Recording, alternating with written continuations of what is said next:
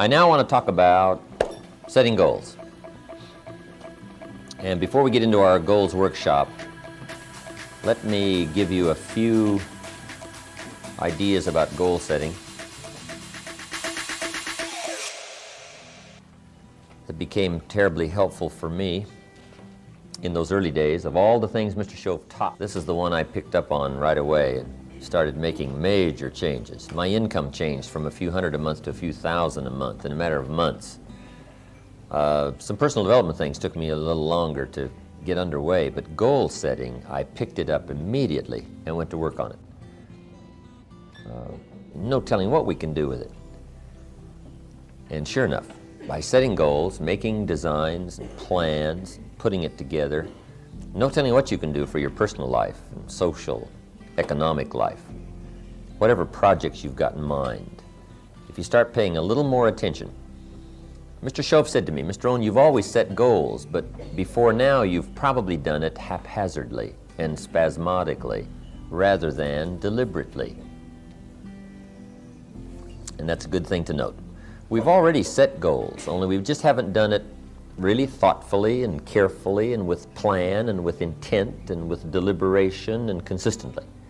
We didn't use it as a plan. We just sort of did it by instinct or by sight or something grabbed our attention and we just worked hard and got it. But now he said, I want you to take that same ability and now I want you to work on goals deliberately, thoughtfully, with preparation. And then he said you can add such a wider variety of ranges to what you get and what you accomplish and what you become and where you go, just by doing it deliberately rather than spasmodically, haphazardly. And that made sense to me. And what he did was he gave me credit for what I'd already done, right? Gave me credit for what I already knew. And that's what we want to start with, is a little credit for where we already are, right? We got here some way. This was a goal.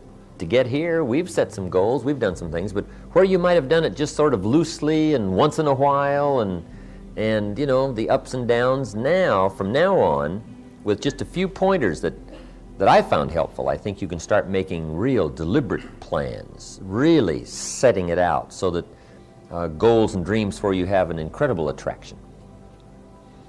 We're primarily affected by 5 things. And here they are. First, we're affected by the environment. And all of us are affected by environment, where we live, the community, and the traffic, and the weather, and the smog, whatever. We're all affected by environment. The people around us, what's happening, what's going on. We're all affected by that. Second, we're affected by events, things that happen, whether they're personal things or community things, national things. Some of us are affected by international events. Does anybody remember the missile crisis? There's some here old enough, right, to remember the missile crisis? Back in, 61? Incredible time. We discovered Khrushchev's got his missiles heading for Cuba. They've already prepared the missile sites. And we discover it, right? They bring the news to John Kennedy, young president. So Kennedy gets a hold of Khrushchev and says, Nikita, you cannot put your missiles in Cuba. We've discovered the sites, and we just can't let that happen. Well, Khrushchev, to test the young president, says, well, I'll tell you what, Mr. Kennedy, we will put our missiles wherever we darn well please.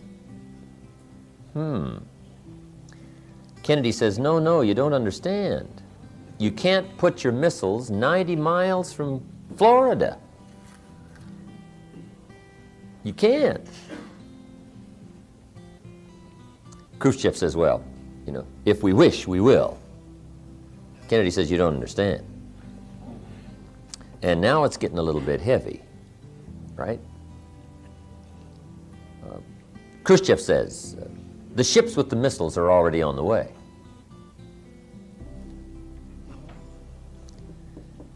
Kennedy says, you don't understand.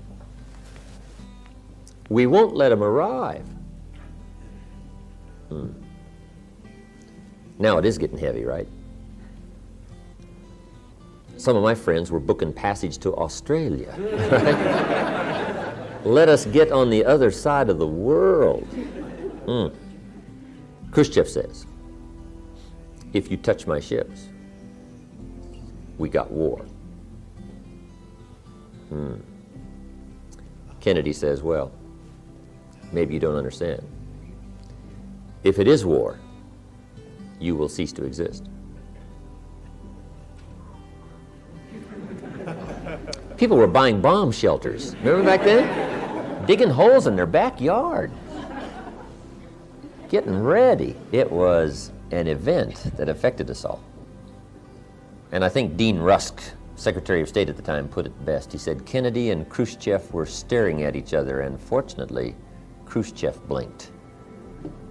And he decided he'd better take his missiles and go home, which he did. And the whole world breathes a little easier, right? Events that affect us all. Third, we're affected by knowledge. Whatever you've learned up until now affects you.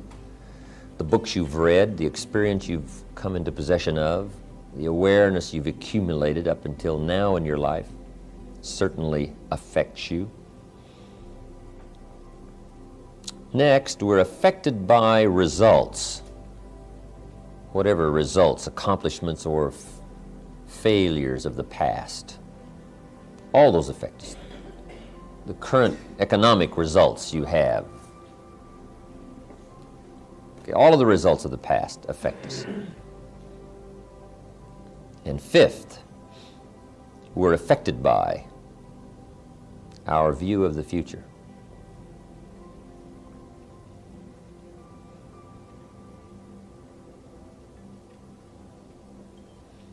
Now, of all of these 5 things I've mentioned, in my opinion, here's the best way to live the good life. Make sure the greatest pull on your life is the pull of the future. Make sure that exerts its greatest influence on you, the influence of the future.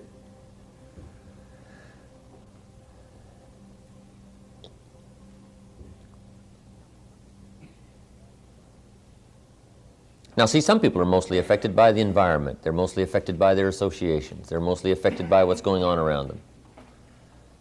Some people are affected by the past, the failures, what they haven't done, what they haven't got, or some tragedy. They've let that take the greatest toll and make the greatest claim on their lives. But if you really want to live what's known as the good life, unique lifestyle, make sure the future has the greatest influence on you. Now, there's 2 ways to face the future. One is with apprehension, being afraid of the future, being uncertain. The what if this happens game I used to play. What if the money goes wrong? What if the government doesn't do well? What if there's war? This what if game you can play on the negative side. And sure enough, it is not that difficult if you don't discipline your mind, if you don't discipline your awareness.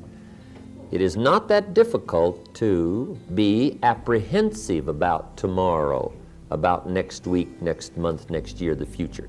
Okay, that's one way to face the future, with apprehension. Here's another way to face the future, with anticipation.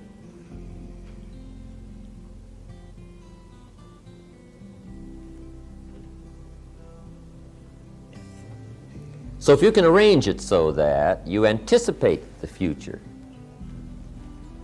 rather than dread the future, see, that can alter your whole life. Because guess how close the future is? The next minute. That's the future. Okay, the past is quickly receding and the future is quickly coming. So we're all concerned right away with the future, right? The next future couple of hours, the next future couple of days, the next future couple of years. That's the future. Now, the best way to anticipate the future is to make sure that a big share of it for your life is well designed.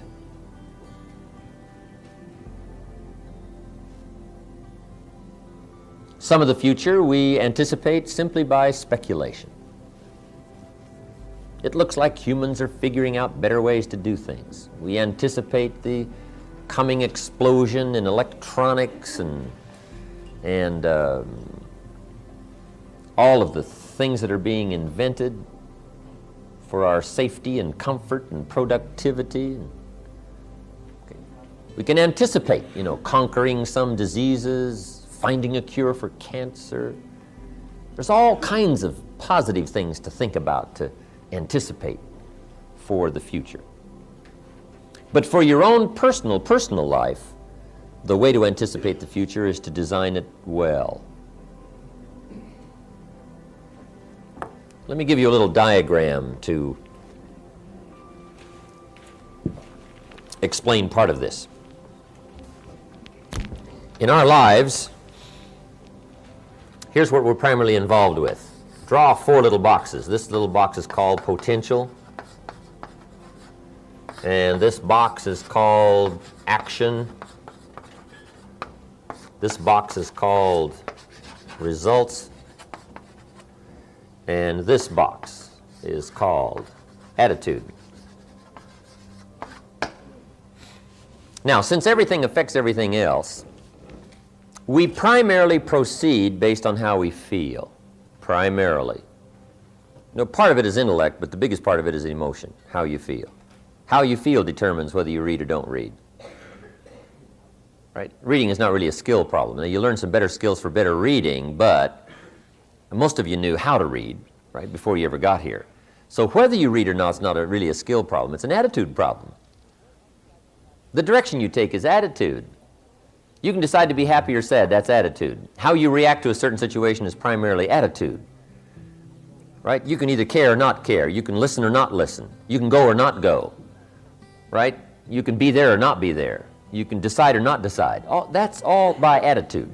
So attitude is the determining factor. So attitude determines our potential, how much potential we tap.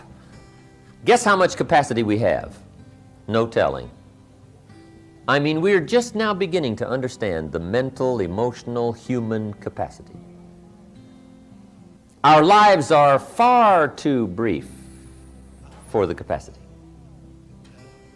for whatever mystery that is. In one of the old world sayings, it says, we get too soon old and too late smart. Now, it isn't that we couldn't be smarter, but it just seems as though life is so brief, we just don't really have a chance to tap in on all of our mental and emotional and awareness capacity. But that's one of the mysteries of life, and it's meant to ponder, I'm sure. But depending on how much potential we tap, that really depends on how we feel.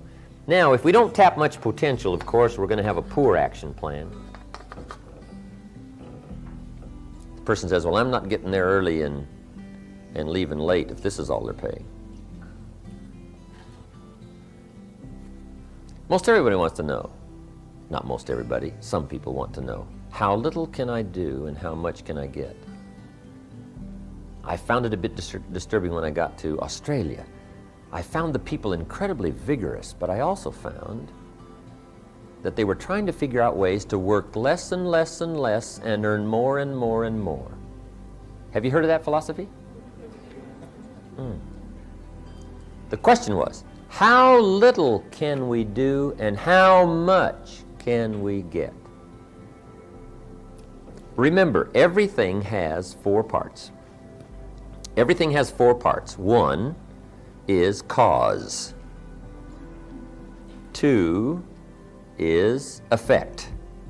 3 is direction. And 4 is destination. Everything has those 4 parts: cause and effect, direction and destination. See, the philosophy that says we want to work less and less and less and earn more and more and more puts us on a certain direction. And I'm sure everybody will agree to that. Now, the ultimate end of the philosophy is, can we finally not do anything and get it all? Right? That's the final destination of the philosophy. Can we do less and less and less and earn more and more and more? Now, the people who go for that philosophy usually say, no, no, no, we don't want to take you that far down the road, because that would be bankruptcy for all of us, which is true.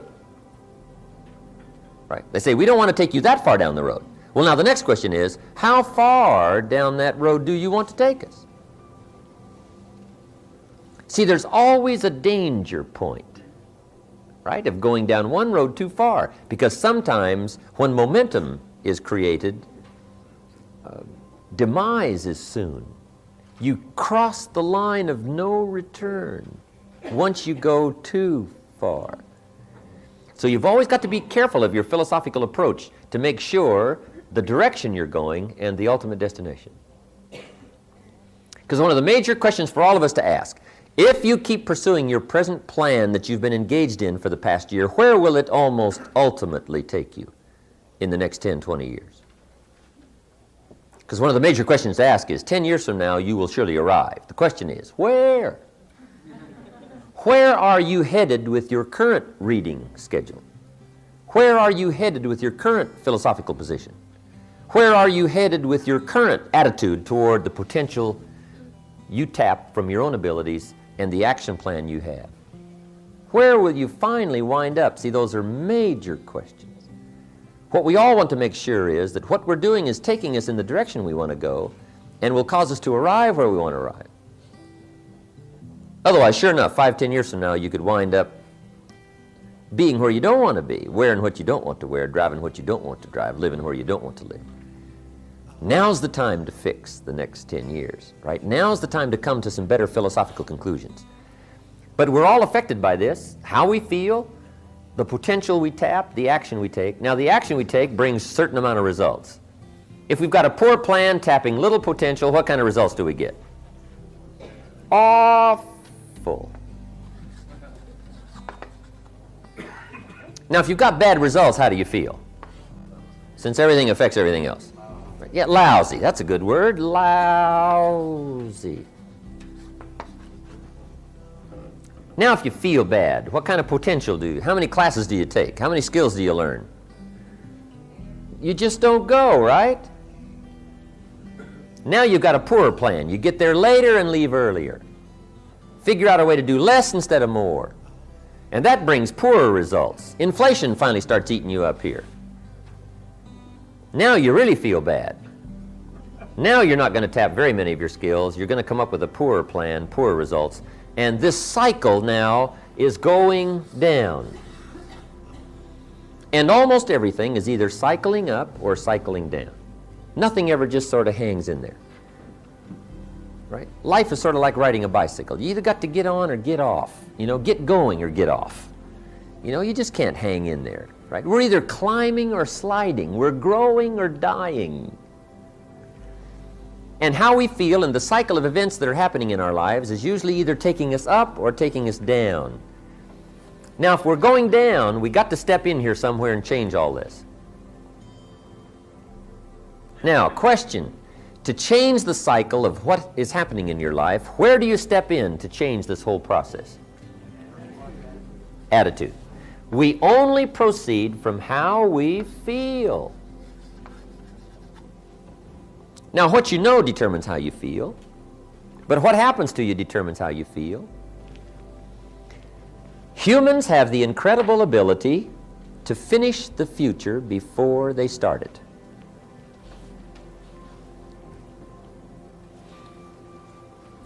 Because we also talk about that in time management. When should you start the day? Answer. Don't start the day until you have it finished. Question.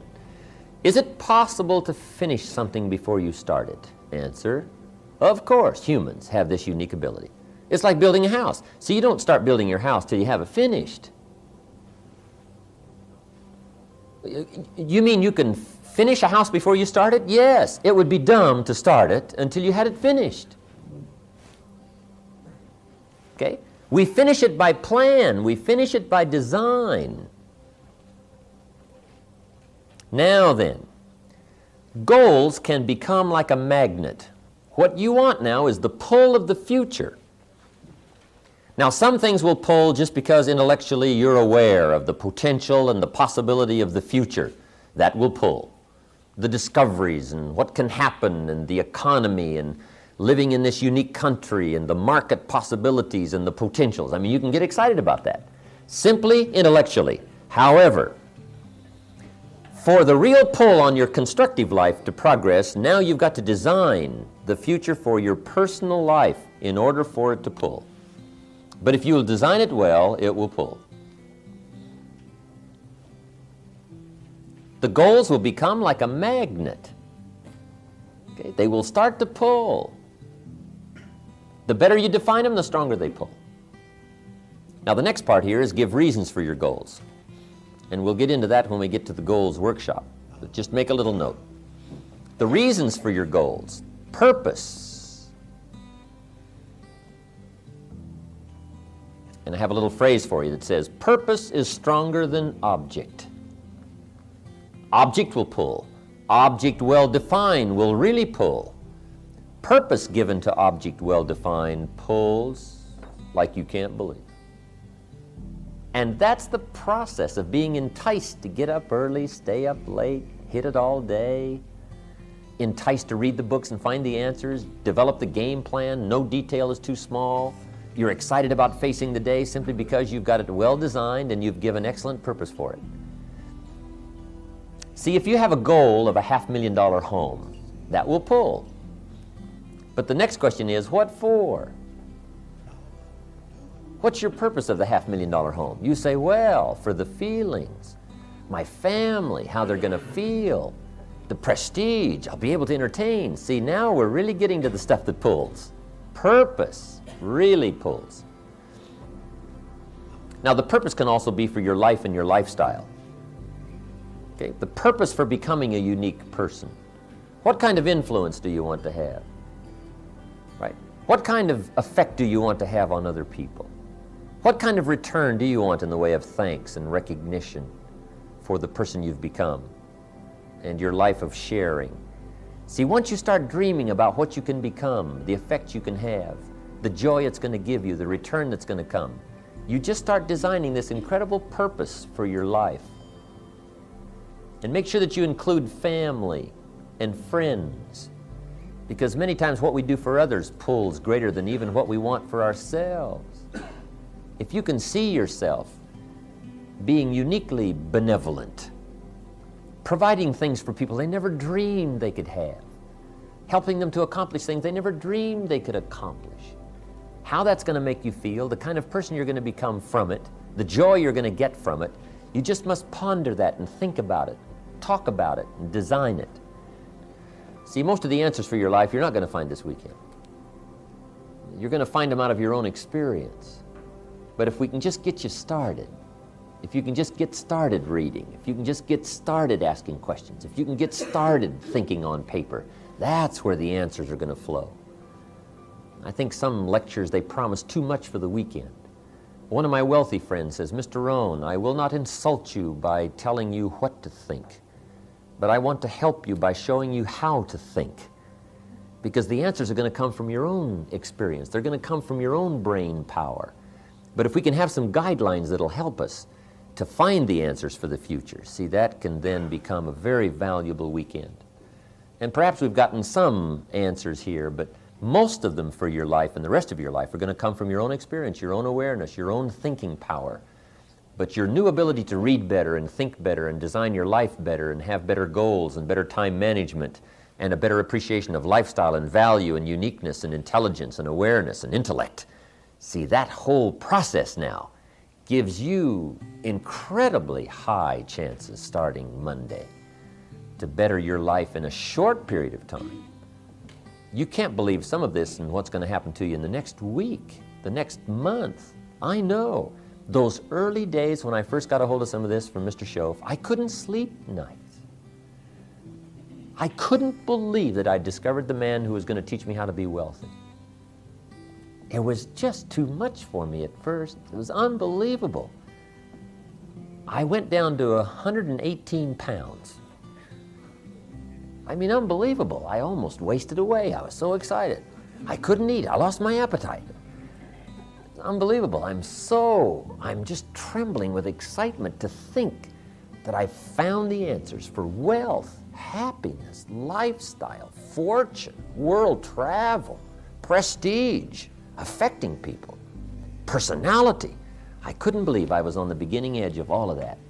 And I got terribly excited. I finally got to where I could better manage my emotions and handle it a little bit better. But I'm telling you, once some of this opens up, especially in the early going, it is just incredibly exciting when you start thinking of what you can do and what you can earn, what you can become, the kind of person you can be, the influence you can have, and how far you can reach, how many you can touch.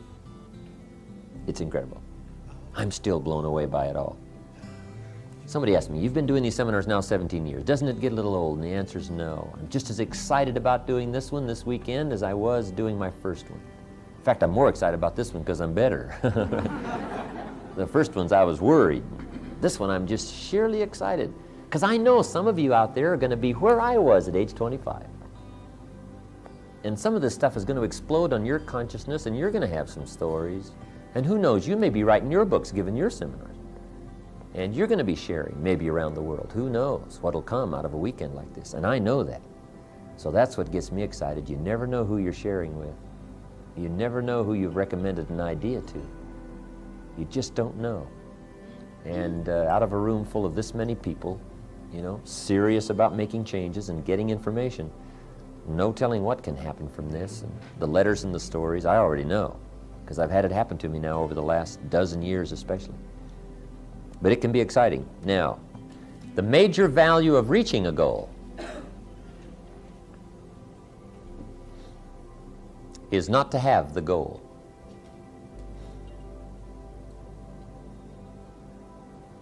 but rather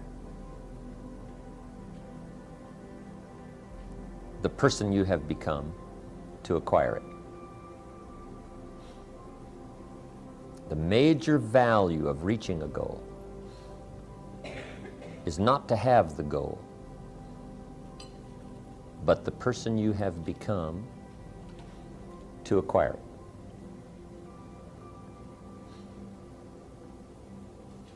See, it's a worthwhile objective to become a millionaire. And the major reason is not to get the $1 million. The $1 million is second, third, fourth, no telling how far down the list it is. The real value is the person you became to acquire the money or the net worth. See, after you've become a millionaire, you could throw the money away and not lose very much. And the reason is because you get to retain the person you became, unless you throw yourself away. But see, once you become the person it takes to acquire the goal, now the goal is not the most important value. The most important value is what you became to get it. That's why when you really philosophically understand, put things in their proper perspective, if you happen to lose, you don't really mind, right? When they broke into my motorhome, right, and stole all the stuff, I didn't care about the stuff. You can always buy some more televisions and you know, radios and tape recorders and leather briefcases. I mean, you can always replace the stuff. I really did feel a bit concerned about my journals, you know, things just almost irreplaceable. But never regret the loss of things. Unless they're personal, you know, family treasures or something that have more than just the monetary value, then you're going to be disappointed. I remember once when I lost all my money. What was unique about that experience was when I lost everything, I really calculated that I lost only about 10% of all my assets. Because I only lost the money. Now, some people, when they lose their money, they lose 90%. So, right? And that's when you bail out of the 20th window. Try to make it like a bird. But see, if you lose all of your money and you really understand that the person you became to acquire it, when the money's gone, you're not gone. You've still got the mental value. You've still got the awareness and the uniqueness and the skills and whatever it took for you to acquire those possessions. That's the greater value.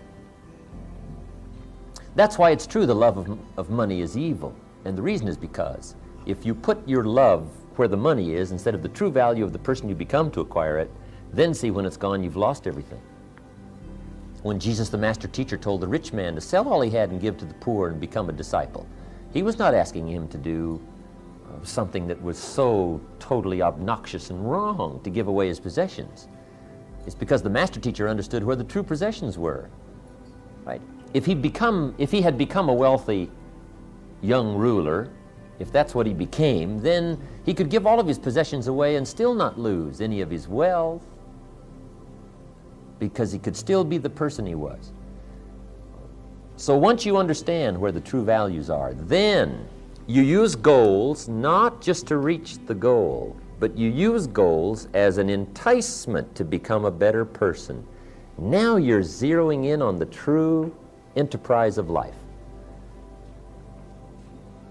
You want to reap the harvest, not just for the harvest and what you can cash it in and what it'll bring to you, but for the person you become to acquire this harvest, for the patience it takes, for the brains it takes, for the discipline it takes, for the organizational ability it takes, employing other people, offering opportunity. See, to get a good harvest come fall, you got to be quite an enterprising person. So it isn't the harvest then that's the most value. The most value is the skill and the person, the personality, the discipline, all the things you learned and became to acquire it now becomes primary value. That's why when you really understand the acquisition of wealth, then you don't worry now anymore about your money. Who's going to steal it? And where's it going to go? And who's going to get their hands on it when I'm gone? And all that. You just don't worry about that anymore. Because you've already gotten the greatest value out of your wealth. If you earned the wealth and you made the wealth, because the greatest value is the person you became to acquire it. Now, if you will begin to apply that philosophical position on all your future projects, you cannot believe the happiness and the uniqueness and the joy that comes with it. You just can't believe. Now, see, it's much easier to get up in the morning because you're going now for the greater value of the person you're going to become to acquire what you wish. Now you're eager to go for it. See, growing is one of those incredible chances and challenges in life. And now it makes the day much more exciting and much more interesting. Because we all kind of know that just things are not where the true values are. So if we pursue things, sure enough, we're going to wind up disappointed. But if we let things entice us to become better persons, to acquire them, now we understand where the true value is. Now, what you'll find happening is we're getting all these stories about people who come back and say, you know, things that I put on my 3-year, 5-year list, I got them the first year. One doctor and his wife came back to the ranch, I guess 2 or 3 times, Ron. One year, they drove their new Rolls and their new Bentley. And said, we just wanted to show y'all some of the stuff we've checked off our list. That's neat. They flew over to Europe to get a his and hers, a Rolls and a Bentley. Unbelievable.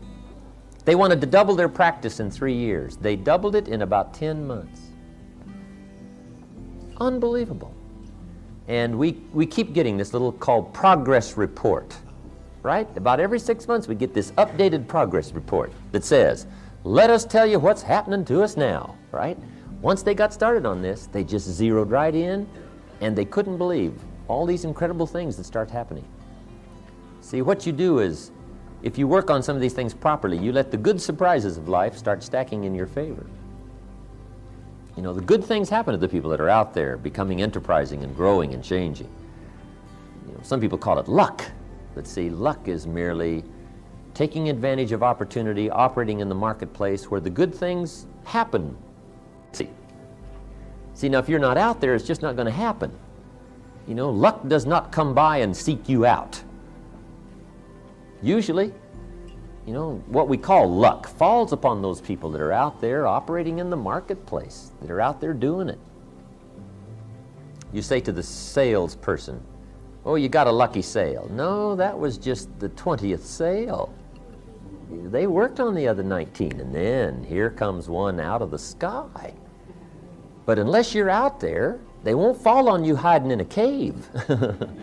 When they come from the sky, make sure you're out there in the field, working, laboring. where the good things fall.